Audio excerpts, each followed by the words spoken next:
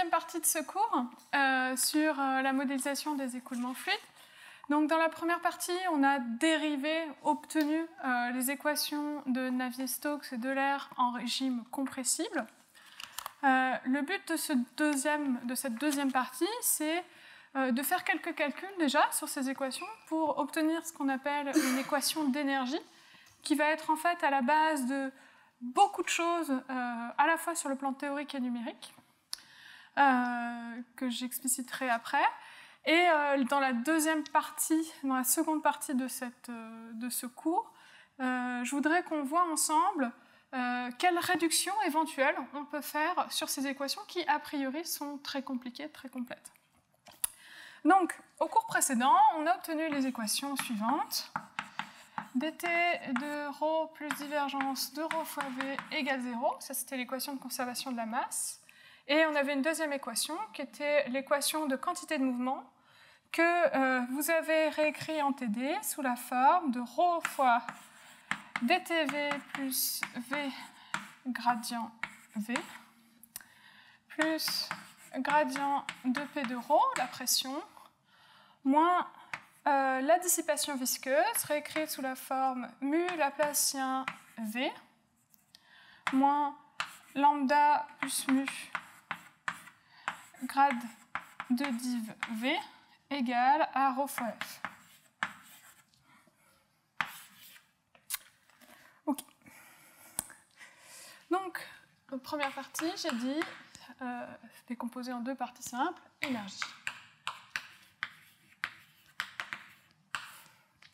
Ce qu'on souhaite obtenir à partir des équations qui sont ici, c'est une équation d'évolution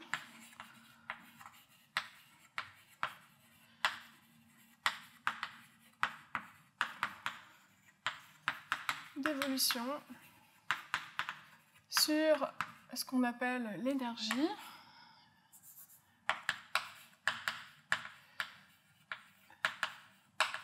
définie comme la somme de l'énergie cinétique. Donc, si vous êtes familier avec la mécanique newtonienne, vous vous souvenez que l'énergie cinétique, c'est la masse fois la vitesse au carré sur 2. Donc, on va chercher un équivalent de cette énergie cinétique au niveau macroscopique. Et donc, somme de l'énergie cinétique plus d'une somme et d'une énergie interne, qu'on définira par la suite.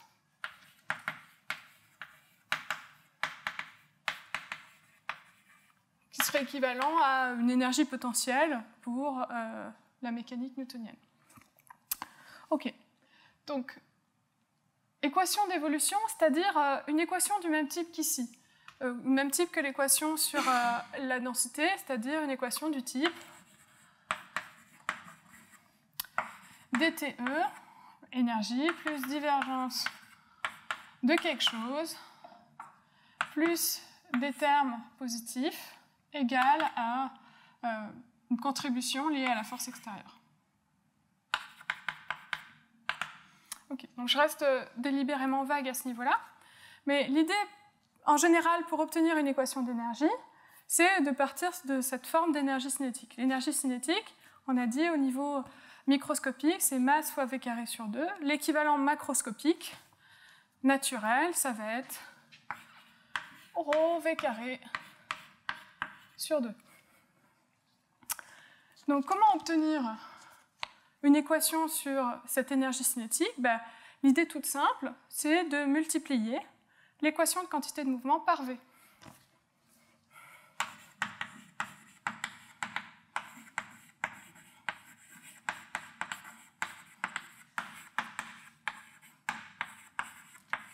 Donc, quantité de mouvement, je l'abrégerai en QTE de mouvement MVT par V. Ok, donc qu'est-ce qu'on obtient? ρ fois dTV plus V gradient V, scalaire V, plus gradient de P de ρ scalaire V, moins Donc là, je me permets de réécrire sous la forme divergence de S, scalaire V, égale à rho F, scalaire V. Okay. Donc a priori, ce terme ici, je ne vais pas y toucher, c'est exactement le membre de droite ici, rho F, V. C'est la contribution de force externe, la gravité, d'autres choses, voilà, qui s'appliquent sur votre fluide. Celui-là, je laisse inchangé. J'ai 3 termes à traiter. T1, T2 et T3. Ok, que je veux mettre sous cette forme-là. Donc, dt de l'énergie, définie comme cinétique plus une énergie interne, divergence d'un flux d'énergie, plus des termes positifs qui ont un signe égal à la contribution extérieure. Donc, je vais commencer par... je vais traiter T1, T2 et je vous laisserai traiter T3 en exercice.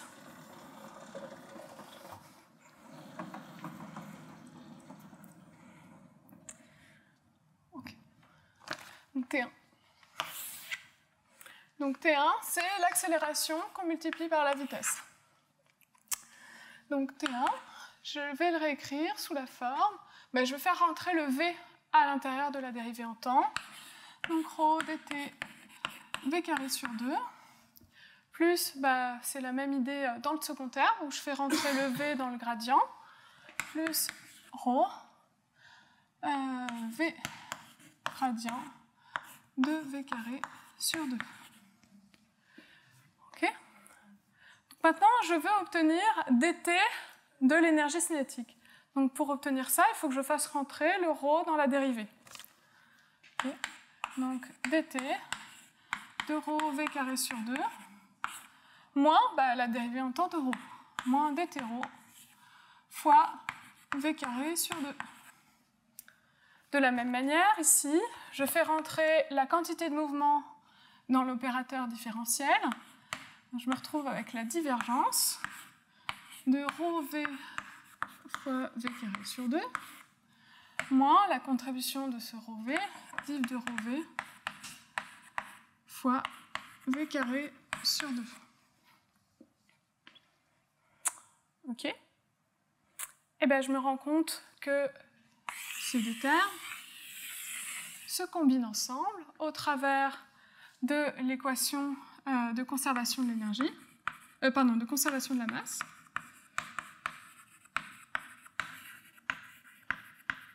Ok. Ce terme-là vaut 0. D'accord? Donc T1, c'est dt de l'énergie cinétique, exactement ce que je voulais au départ, okay, plus la divergence d'un flux, rho v fois v carré sur 2. D'accord? Donc je suis satisfaite avec ce terme. Okay. Donc c'est moral en fait, parce que ici vous aviez l'accélération, et donc comme en mécanique newtonienne, quand vous multipliez par v, vous vous retrouvez avec la dérivée de l'énergie cinétique. Ok. Donc maintenant, le second terme, T2, c'est le terme de pression. D'accord ? Donc de la même manière, l'idée c'était d'obtenir un terme dit conservatif, c'est-à-dire la divergence de quelque chose. Et là, j'ai le gradient de P scalaire V. Donc je peux toujours dire que c'est la divergence de P de rho fois V moins P de rho fois divergence de V. D'accord ? Et la question maintenant, c'est de traiter comment traiter ce terme-là. Okay. Alors, si vous vous souvenez, dans les calculs que vous avez fait en TD, vous avez dû réécrire l'équation de conservation de la masse. Enfin, l'équation de conservation de la masse, on peut la réécrire sous la forme dt de V gradient ρ plus ρ divergence de V. L'idée, ça serait de remplacer ce ρ div V par un P de ρ. Okay, et après, de trouver la divergence d'un terme. Okay. Donc, comment faire ça ? L'idée, c'est qu'on va multiplier par une fonction a priori générique.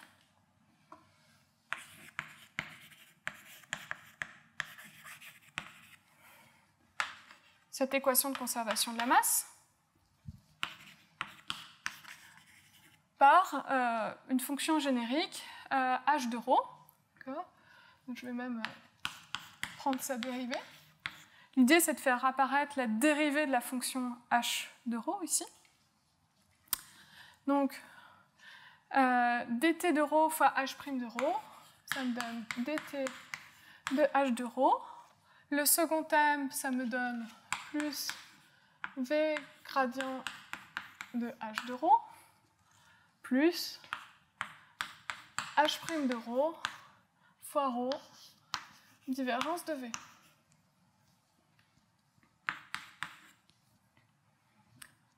Maintenant, je veux le mettre sous forme dite conservative, c'est-à-dire remplacer ce v gradient par la divergence.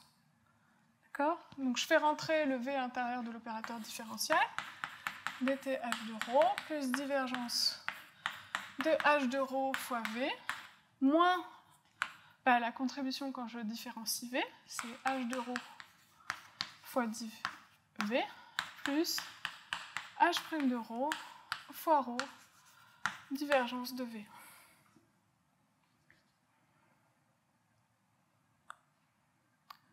Ok.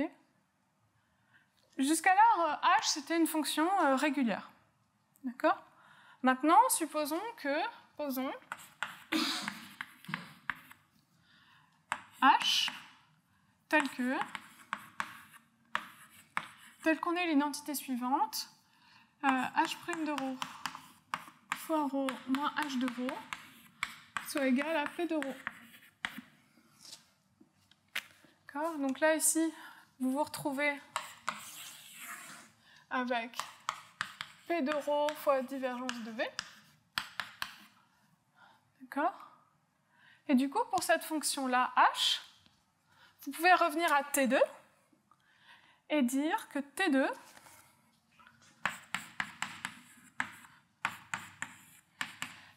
c'est égal à, donc le premier terme il ne bouge pas, div de p de ρ fois v, et donc plus dt de h de ρ plus div de h de ρ fois v, pourvu que vous ayez cette relation-là.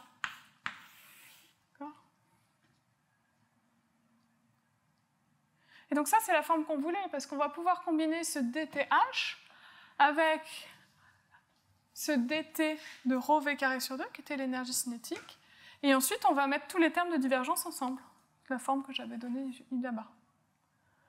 D'accord? Donc, ce h défini ici, c'est l'énergie interne, ou énergie potentielle, si vous voulez.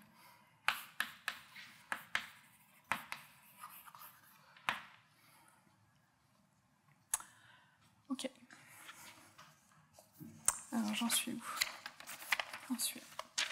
Donc, dernier exercice, c'est traiter trait 3 en TD. Vous allez montrer que T3, c'est égal donc, à une contribution conservative, moins mu fois divergence de gradient V transposé,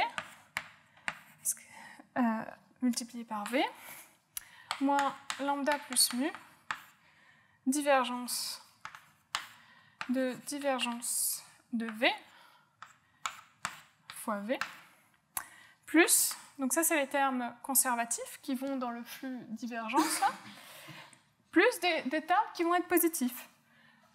Mu, gradient de V carré, plus lambda plus mu, divergence de V carré. Donc ça, c'est des termes qui rentrent dans ce qu'on appelle le flux d'énergie. Et ici, ce sont des termes positifs, des termes de dissipation d'énergie. Et donc cette dissipation, elle se fait au travers de la viscosité.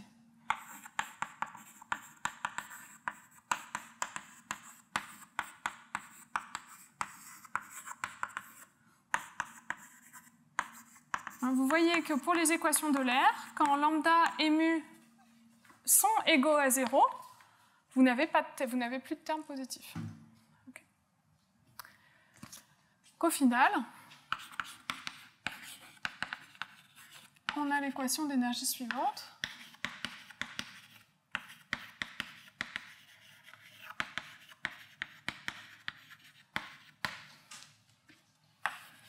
dt de E, donc petit e, ça va être ρ v carré sur 2, plus h de ρ, l'énergie interne, plus divergence d'un certain flux d'énergie, de ρ de v, hop, voilà, plus le terme de dissipation visqueuse, grand D,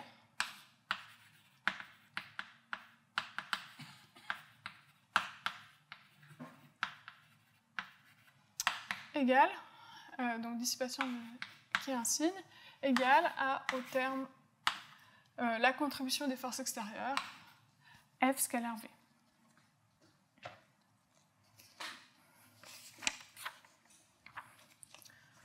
Donc, pourquoi est-ce que c'est important d'avoir cette équation-là?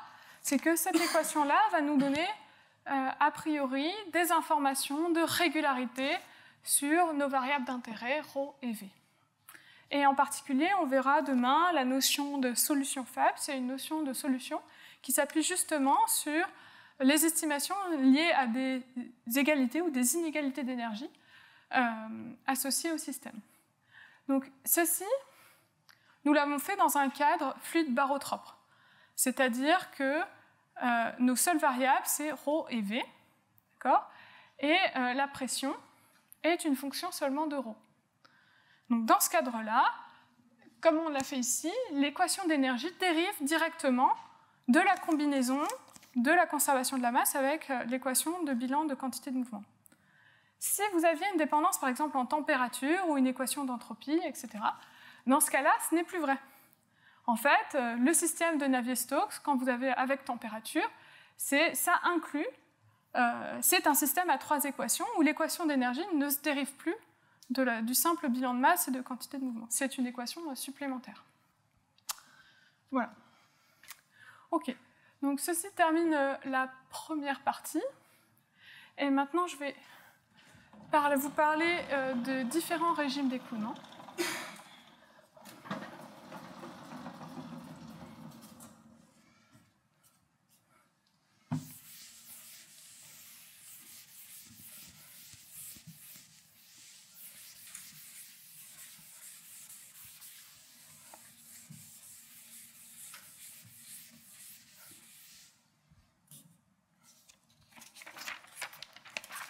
Donc, grand 2,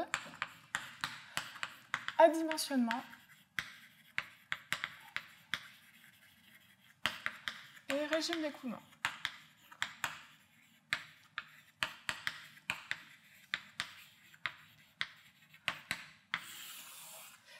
Donc, l'idée, c'est que, en fait, les équations qu'on a obtenues jusqu'à présent, ce sont des équations complètes, valables dans tout le volume, dans toutes les configurations, etc.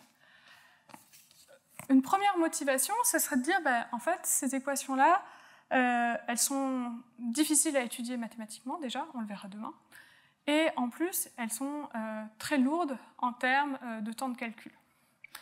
Donc, la question qu'on peut se poser, c'est de dire, OK, je regarde, j'ai différents termes dans mon équation, est-ce qu'il y en a qui sont prédominants par rapport à d'autres? Une manière analogue de le dire, c'est est-ce qu'il y a des termes que je peux supprimer parce qu'ils sont moins importants dans la dynamique de l'écoulement. Et donc, pour savoir s'ils sont dominants ou négligeables, eh ben, on va devoir comparer les effets. Et comment on fait ça? En adimensionnant les équations, en prenant en compte des quantités caractéristiques qui vont nous permettre de comparer les effets de ces différents termes dans les équations. Donc, je rédige ça afin de rendre compte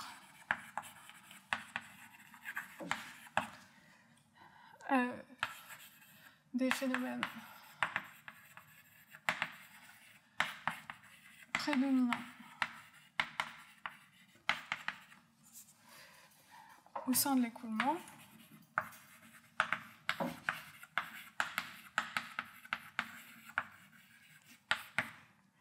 on introduit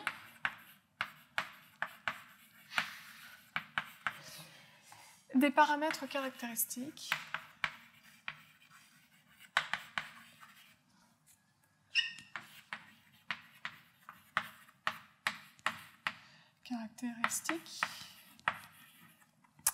du problème. Et donc ça, c'est une méthodologie que vous retrouverez également dans d'autres cours cette semaine. Donc, première chose, on introduit un temps caractéristique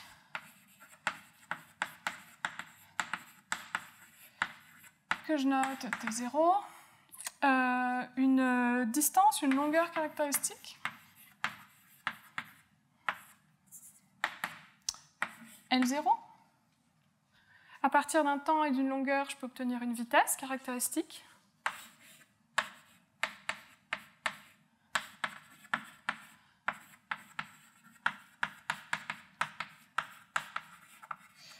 V0, qui est L0 sur T0.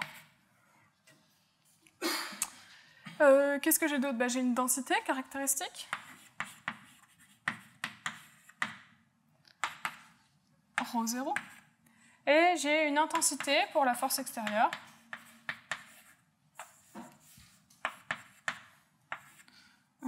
Force extérieure. F0.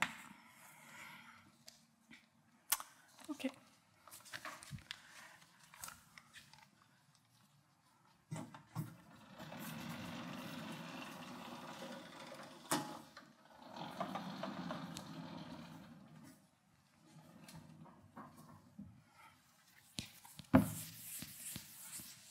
Donc, qu'est-ce que je fais avec ces grandeurs caractéristiques? Je vais définir des variables adimensionnées. C'est-à-dire que je vais remettre à l'échelle mes différentes variables de l'écoulement par rapport à ces valeurs caractéristiques. Donc, variables adimensionnées.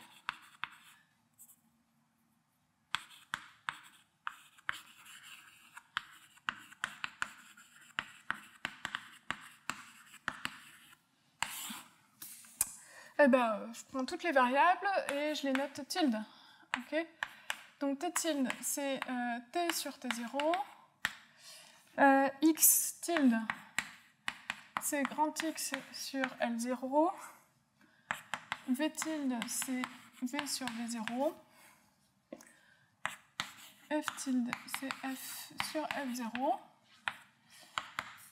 Et ρ tilde, c'est ρ sur ρ0. Alors, maintenant, je vais réécrire mes équations sur les inconnus ρ tilde et V tilde dans les coordonnées T tilde, X tilde. Okay. Donc, regardons le bilan de masse. Donc, on l'a juste au-dessus, dt plus divergence de ρ V égale à 0. Donc, le D sur dt, il devient du 1 sur T0 dt tilde. Et on avait du ρ, et ρ, c'est ρ0 fois ρ tilde.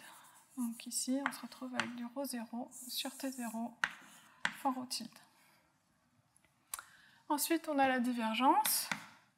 De la même manière, on va écrire que c'est 1 sur L0 fois divergence en variable x tilde fois, du coup, on a du ρ fois V qui donne du ρ0 ρ tilde fois V0 V tilde. Donc ρ0 fois V0 sur L0 fois ρ tilde V tilde.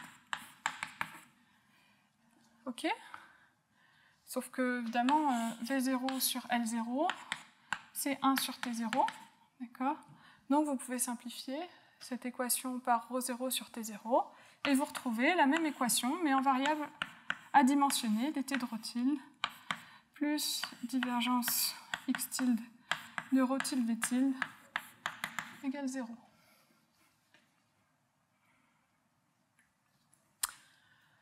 OK. Voilà, alors c'est pas tout à fait aussi l'équation de bilan de quantité de mouvement est évidemment pas aussi directe que celle du bilan de masse.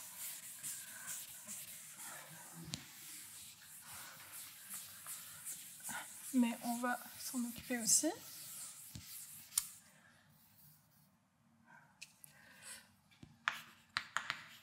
Bilan de quantité de mouvement.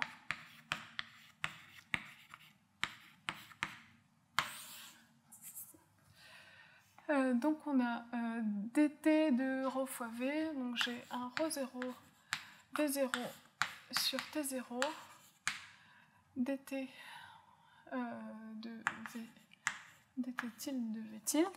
Je ne sais plus comment j'ai écrit, je l'ai réécrit sous forme conservative, donc ρ tilde v tilde, plus la divergence du terme ρ v tilde tenseur v. Ok, donc quand je passe en tilde, ok, je me retrouve avec sur L0 de ρ 0 v0 carré. Ensuite, je vais traiter le terme de pression. Donc lui, il est un petit peu particulier. Donc j'avais un gradient de P de ρ, d'accord? Donc pour passer en tilde, je divise par L0 pour obtenir le gradient par rapport à x tilde. Et ensuite, le P de ρ, c'est donc ρ0 fois ρ tilde. Okay. Alors là, je vais faire quelque chose, c'est que je vais soustraire une constante, P de ρ0. J'ai le droit parce que je prends le gradient, donc ça a une contribution nulle. D'accord, ici. Donc a priori, ici j'ai 1. Et maintenant, je vais faire une approximation au premier ordre de cette différence. Okay. C'est P' de ρ0 fois ρ0 fois ρ tilde moins 1.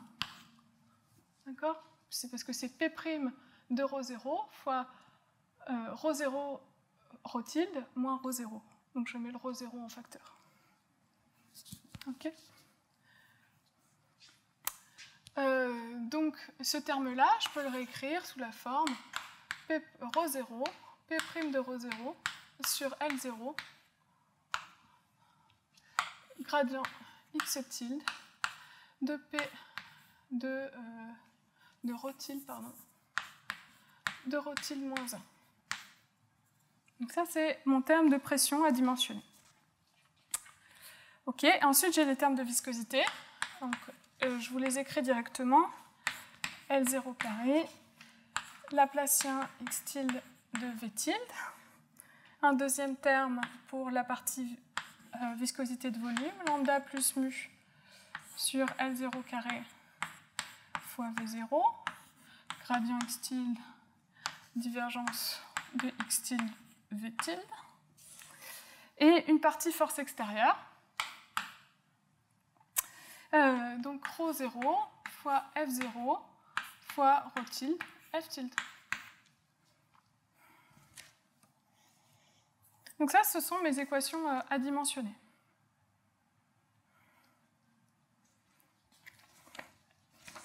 Je vais maintenant introduire des nombres adimensionnés.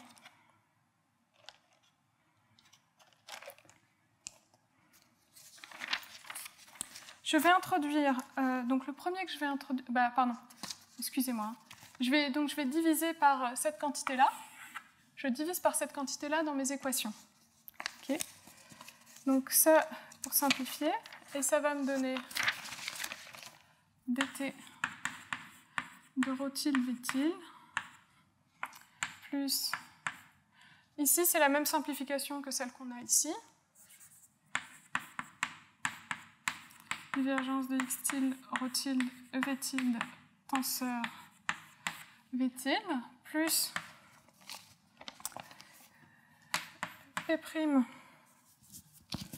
de ρ0 sur V0 carré fois gradient x tilde ρ tilde moins 1 moins les termes visqueux moins mu sur ρ0, v0, l0, Laplacien x tilde de v tilde, moins lambda plus mu sur ρ0, v0, l0, gradient de divergence de v tilde égale à f0, ρ0 sur v0 carré. Oh, pardon, il n'y a plus de...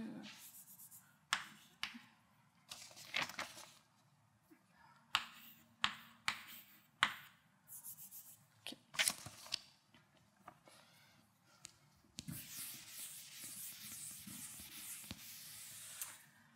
On introduit les quantités suivantes.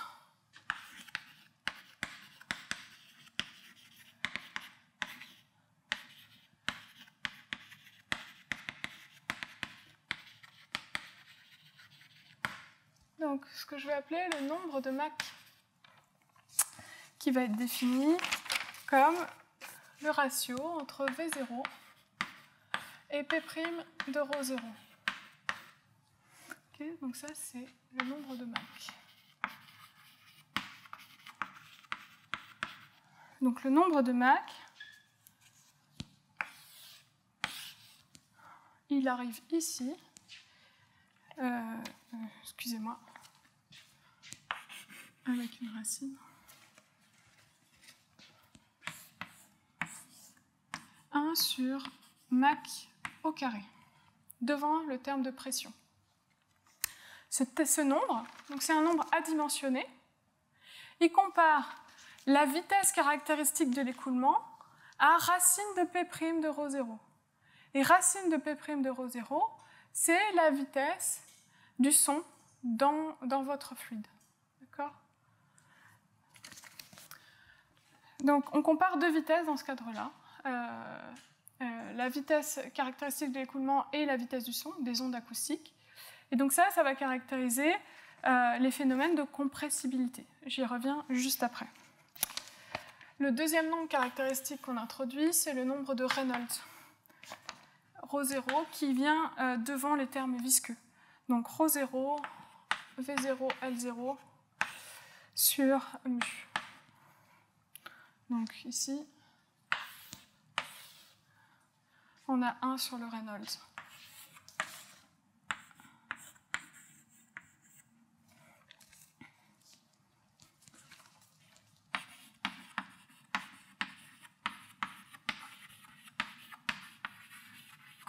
Ce nombre, il calcule les effets, il compare les effets de la viscosité aux effets inertiels.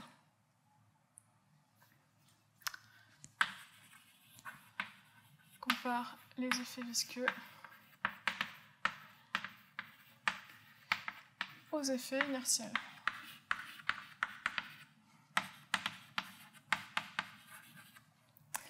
Et le dernier nombre qu'on introduit, c'est le nombre de Froude, que je définis comme V0 sur racine de F0, L0.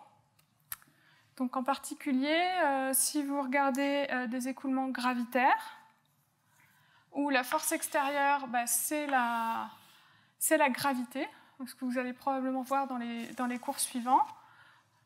Quand vous avez la gravité, vous allez comparer la vitesse caractéristique de l'écoulement à la vitesse des ondes inertielles, racine de g fois h, la hauteur, ou une longueur caractéristique. Et donc ça, on appelle ça le nombre de Froude.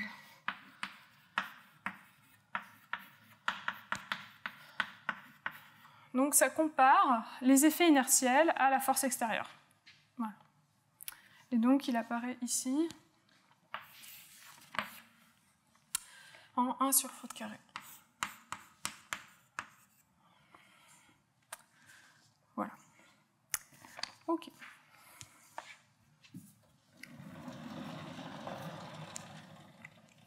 Donc maintenant, parlons de ces régimes d'écoulement, c'est-à-dire, une fois qu'on s'est donné des grandeurs caractéristiques pour ces nombres adimensionnés, qu'est-ce qu'on peut dire sur d'éventuels modèles réduits? Okay, donc le premier cas qu'on va considérer, c'est le cas d'une limite faible nombre de Mach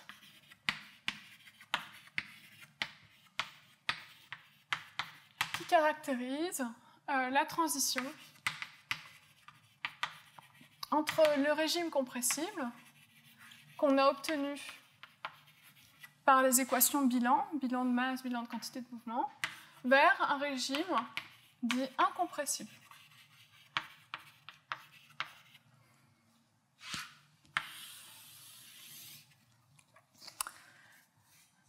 Ok. Donc on considère un nombre de Mach petit. Donc on suppose que le Mach, c'est une quantité epsilon, toute petite, très petite devant 1. On suppose que on va garder le Reynolds de taille raisonnable par rapport à epsilon, et pareil pour le Froude. Voilà. Donc quand on regarde nos équations, okay, on se retrouve avec gradient de ρ tilde moins 1 sur epsilon carré. Donc si on veut un équilibre entre nos différentes quantités, on va avoir un ρ tilde epsilon moins 1 sur epsilon carré qui va tendre vers une certaine quantité, un certain résidu qu'on va noter pi. D'accord ? Et en particulier, si on a ça, ça veut dire que ρ tilde, quand epsilon tend vers 0, ça va tendre en un certain sens vers la constante 1. Okay. Donc dans cette limite faible nombre de Mach, la densité tend vers une valeur qui est constante, qui ne bouge pas. Okay. Et du coup, formellement,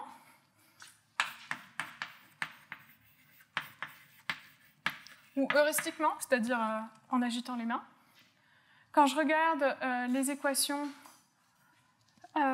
du bilan de masse, si ρ tilde vaut 1, avec quelle équation je me retrouve? Je me retrouve avec juste divergence de V tilde égale à 0.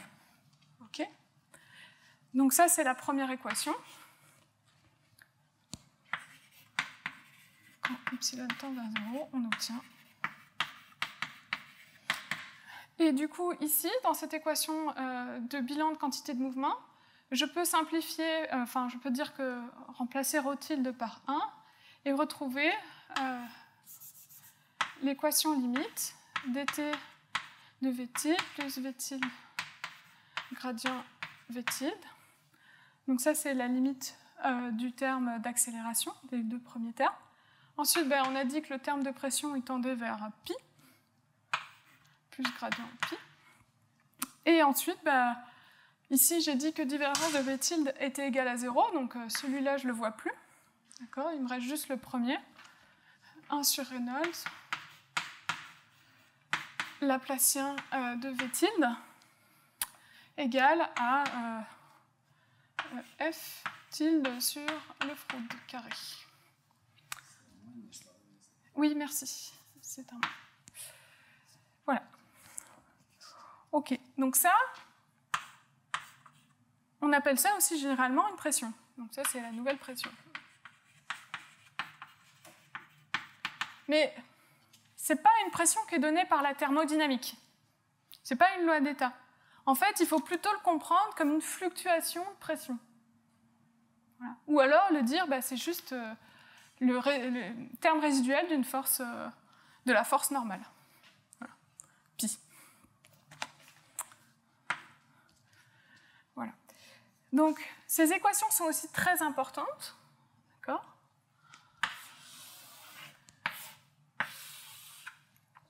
Vous avez une proposition, définition. Je vais prendre un nouveau tableau.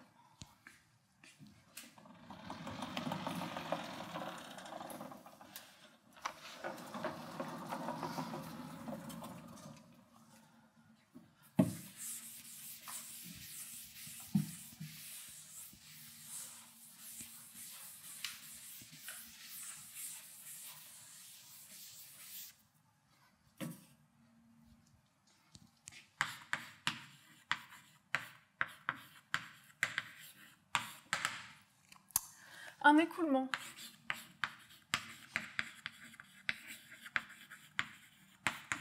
est dit incompressible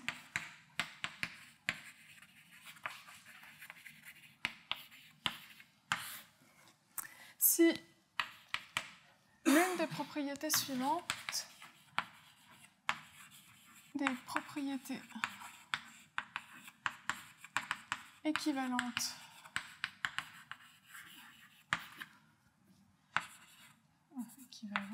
suivante est satisfaite.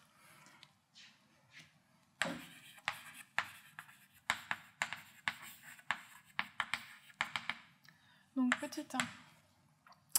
Première propriété, le volume de n'importe quel élément de fluide est constant autour du temps.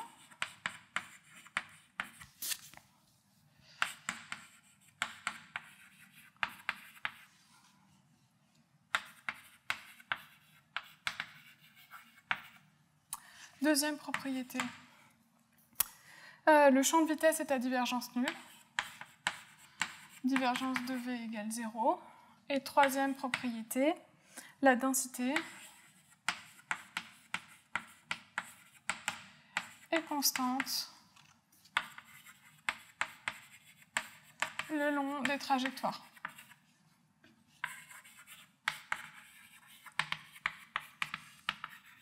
C'est-à-dire que la dérivée matérielle est égale à 0. d sur dt de ρ égale à 0. Donc, exercice du TD, montrer que ces propriétés sont équivalentes. D'accord ? Et donc, quand on fait la limite faible nombre de Mach, on est sur le régime incompressible, un écoulement incompressible, avec divergence de V égale à 0. Alors, on est même plus que ça, parce que quand on fait la limite faible nombre de Mach, la densité est constante. C'est même pas que le long des trajectoires, c'est constante partout. D'accord ? Donc là, c'est un régime incompressible dit homogène, parce que ρ est constant. Mais en toute généralité, quand on dit un écoulement incompressible, la densité peut évoluer, pas le long des trajectoires, mais elle peut être hétérogène dans le système. Ok.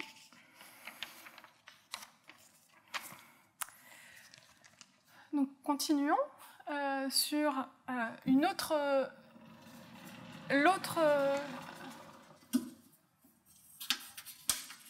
l'autre nombre caractéristique que j'ai introduit, le nombre de Reynolds.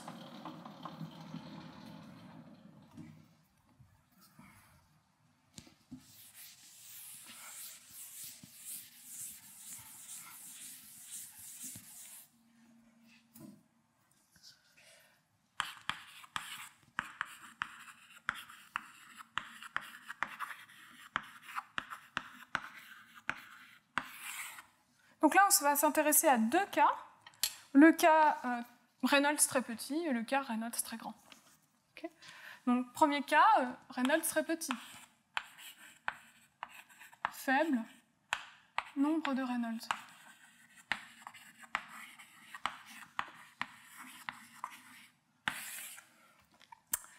Donc, les effets visqueux sont très importants, beaucoup plus importants que les effets inertiels. Les effets visqueux sont prédominants.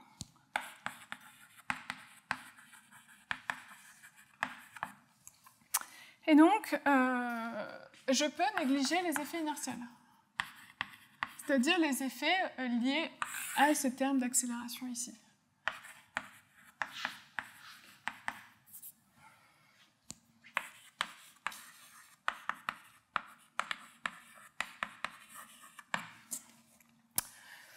Donc, on appelle ce type d'écoulement des écoulements laminaires.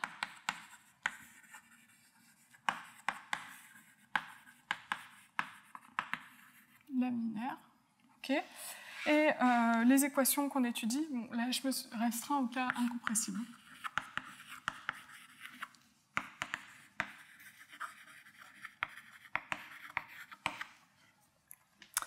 Donc on a les équations de Stokes dans ce cadre-là.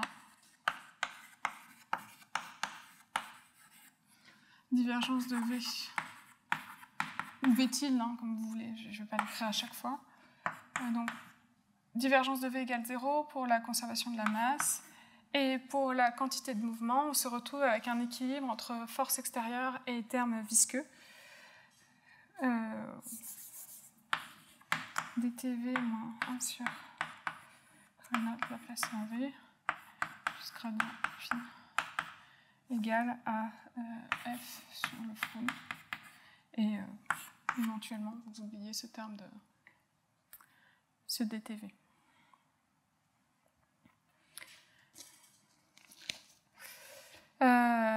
Donc stationnaire ou instationnaire, c'est ça la différence. Le deuxième cas, c'est très grand nombre de Reynolds.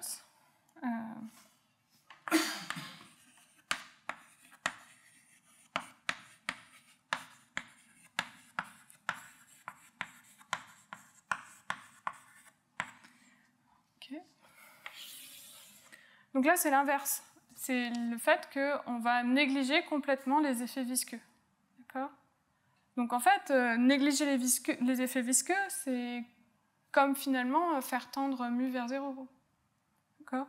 Donc finalement, c'est retrouver les équations de l'air. Okay.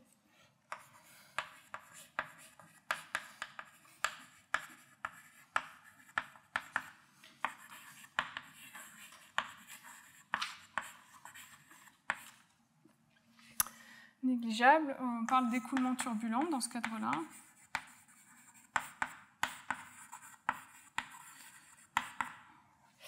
Et donc on retrouve les équations de l'air. Incompressible.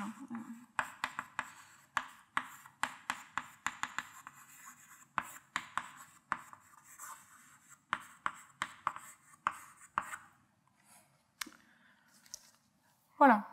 Donc, moi, je vais m'arrêter là pour cette deuxième partie de cours. Donc, on aura vu dans cette seconde capsule une équation pour l'énergie qui est obtenue à partir du bilan de masse et du bilan de quantité de mouvement.